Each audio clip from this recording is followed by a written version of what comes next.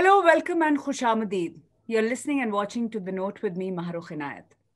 In the midst of what is clearly a terrifying state of affairs in the country, the second COVID wave has hit and hit badly. In the midst of it, we find a lot of people who have kept aside whatever they do and become, for the rest of us, Samaritans, warriors. And with me on this episode of The Note is a very, very special guest. Tehseen Poonawalla, when I was anchoring at India Today, was somebody that I often fought with in our debates. But over the past 1 month, the kind of work that I have seen him do at every possible hour has greatly inspired me. Tehseen, thank you so much for taking time out to being on the note. Thank you, Maruk. And we didn't really fight. We agreed to disagree on some issues. And I think that's healthy. Nowadays, if you agree to disagree, you're called anti-national, just for the record. I think not too many people will call you anti-national, Tehseen, for what you've been doing. Honestly, really inspired by your work. I want to start out by asking you, how did it start? I mean, you're an entrepreneur, you're a TV personality, you also dabble in politics, you're an analyst. But when did you decide that, you know what, I'm going to go out there and help as many people as I can? In the first phase, we started off with helping sex workers majorly because the lockdown happened within 4 hours. Right. And before that, we'd worked with the sex workers about 2 years ago during demonetization. And because that had really affected the sex workers, because most of them didn't have bank accounts and didn't have money, and there was no money to pay for anything. So we started last lockdown with the sex workers, and they weren't even aware much about COVID because we all were grappling with what COVID-19 was. So during last year, it was that and food and the migrants that you were busy with. But this year has been unprecedented. It is one thing that fellow humans die because of COVID. It's not acceptable, but yes, it's one thing. But to see lives being lost because of lack of oxygen is unacceptable. And I think that's what got me so involved and Monica so involved. And we just thought that we have to do anything and everything we can to save people. I think that was the idea. So tell me something. I mean, I've been reading about what you're doing. I see what you're actively doing. What is the process like? What's your typical day like these days? What really are you involved in, and how many people are calling you? In a day, about 1,000 calls to 1,500 calls. This includes WhatsApps, calls, and Twitter requests. Twitter has gone down a bit because it's moved from the metros to the interiors of India, but WhatsApp has gone up quite a bit.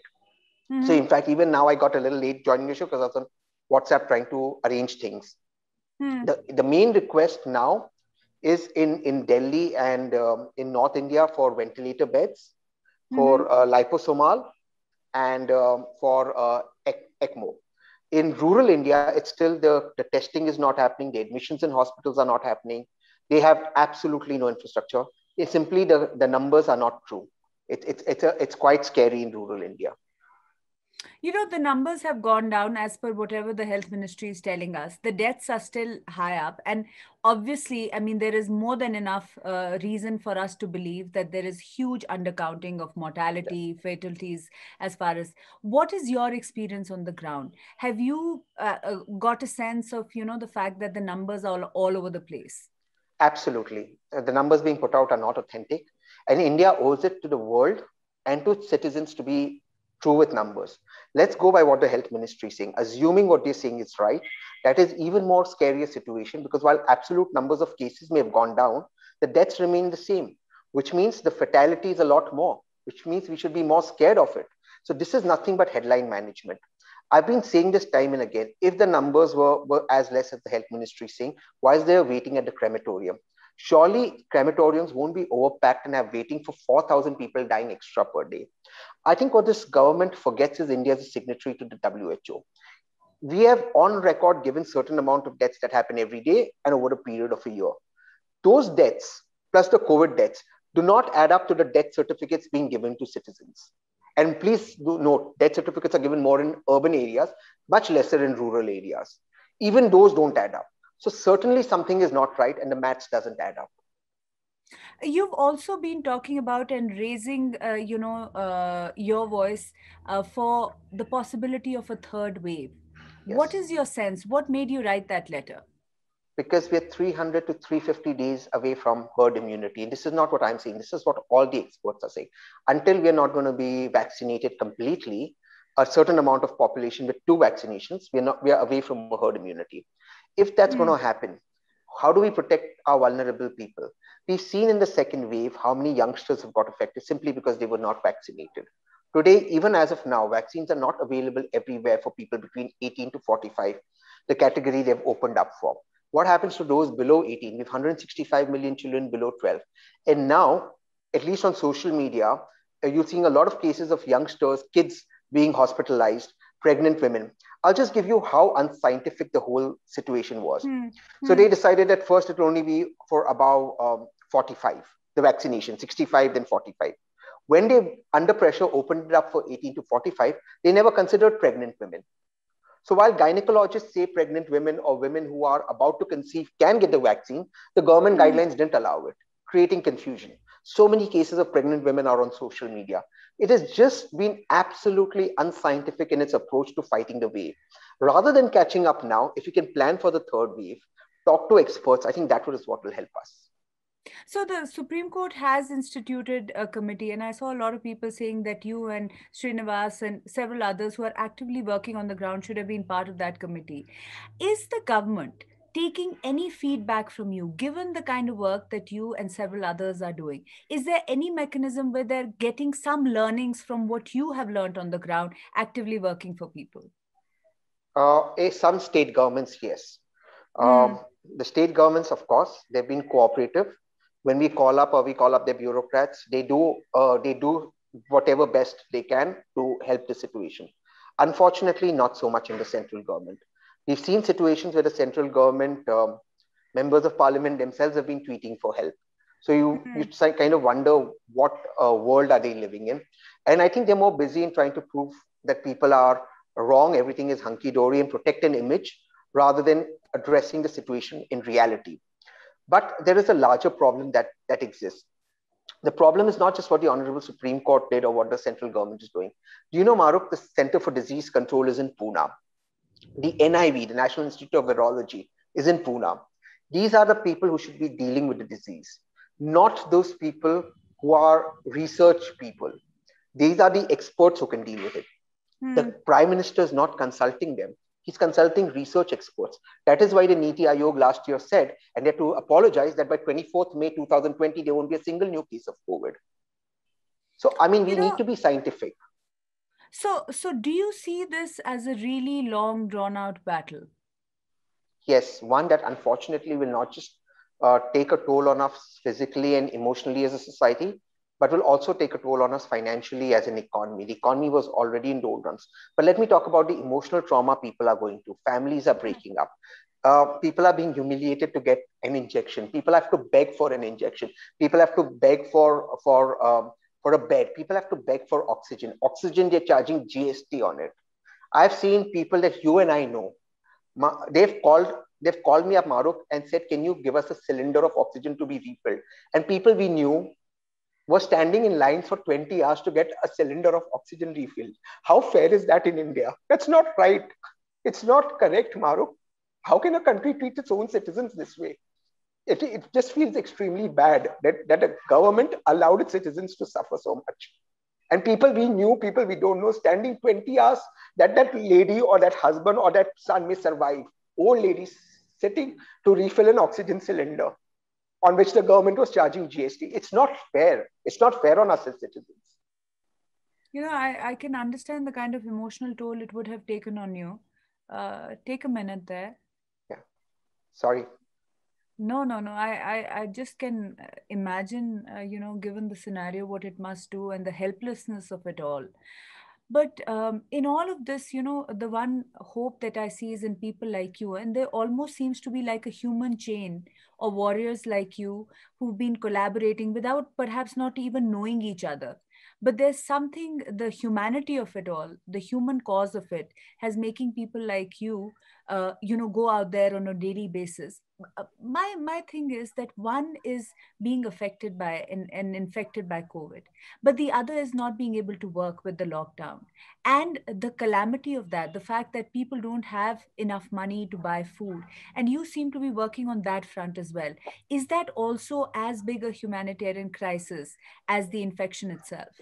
It is. It's a massive humanitarian crisis because family members, particularly from rural India who come to cities to get treated, cannot go inside COVID hospitals, rightly so. They have no resources in the city. They have left everything behind. And also, you can't blame the doctors. How can a doctor give every patient, thousands of patients, an update for 20 minutes, 30 minutes, right? They have to save lives there. They don't have an update. Most of them don't have phones inside. They don't know if the patient inside is alive or not alive. And they're standing out there in the sun, in the rain. I just want to ask one question. Why can't the DMs call up the patients, who's in the hospital, their relatives, and say, you want food? Why can't the government give food? How difficult is it? The DM knows, the SDM knows which hospital, what is there. Why can't you just make that one phone call and say, okay, you're in the hospital, you've been admitted, you've taken the Aadhaar details, the relatives are outside. Give them what they want, give them shelter.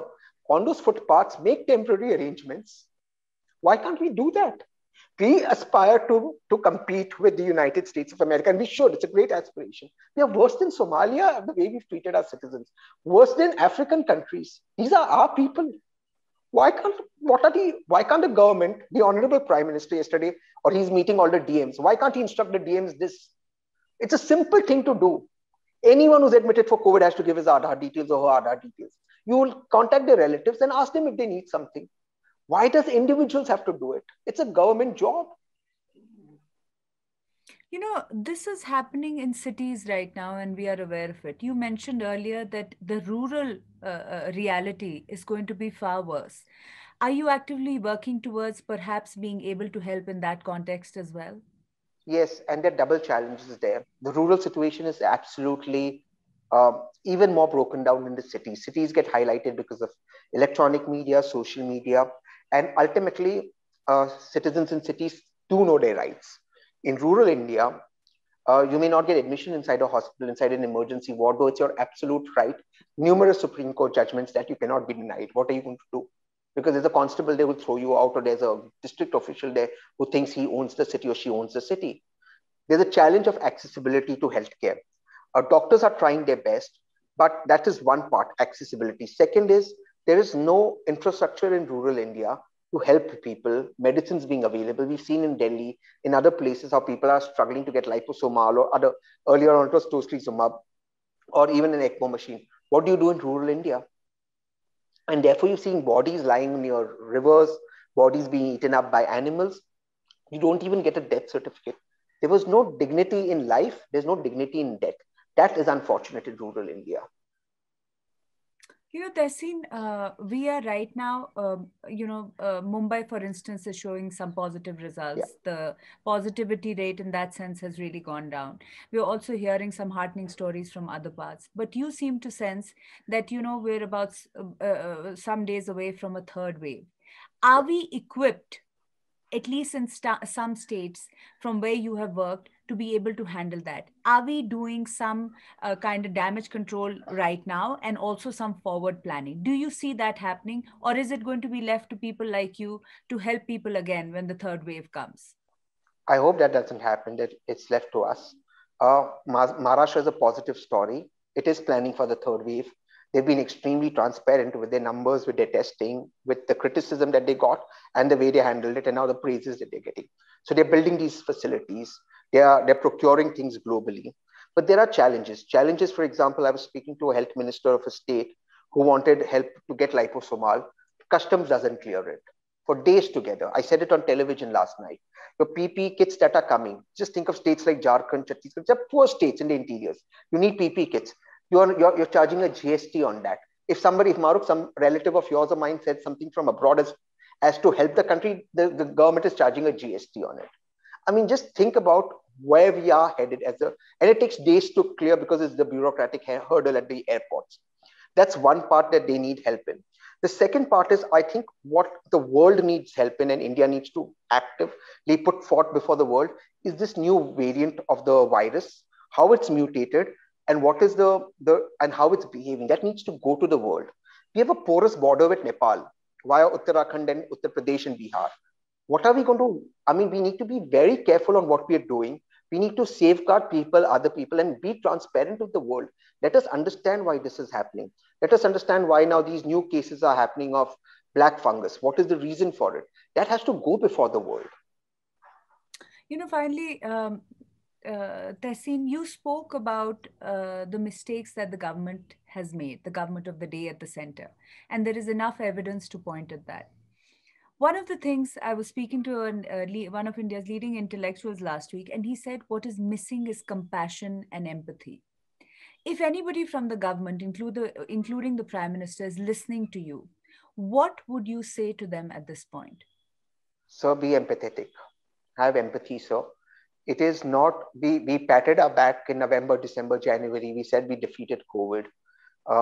Those who kept saying on television, there will be a second wave, we kept calling them all sorts of names. Even now, the government is more interested in hounding people, how they are helping citizens rather than helping our own citizens. We can do anything. There's our entire life for politics, but these are our people dying. And they're dying because of hunger. They're dying because of lack of oxygen. They're dying because of lack of facilities. It's not fair. It's not fair to anybody. So I think we should have empathy for them. I think we need to do a lot more as a society, as a country, as a government to reach out to them. We need to be scientific in our approach. We need to stop patting ourselves on the back for everything. And that's the only way forward. For months together, you made citizens run for tocilizumab. Now you're saying tocilizumab is not required. Why did you make people run for it? I mean, why couldn't this have been done before? Now people are running for liposomal because black fungus is a result of all the complications that you put all the steroids in your body that's developed. Why couldn't you have controlled it? Why isn't this being dealt scientifically with? Why aren't you putting that? Now you're putting up some new sachet called 2DG, which is not available. So why are you being unscientific about it? Tehseen, once again, I want to tell viewers that Tehseen has been relentlessly following and trying to help as many people. I've been witness to it. I have seen him help innumerable people. Honestly, saluting your efforts, Tehseen. To you and Monica and the rest of your team who's been working, day and night to make this a possibility. Thank you so much for being on the note. I won't take too much more of your time. Thanks. But thank you so much. Thank you, Maru. Thank you for having me. So if you enjoyed that clip, check out the entire episode on the IVM Podcast app, website, or wherever you get your podcasts from.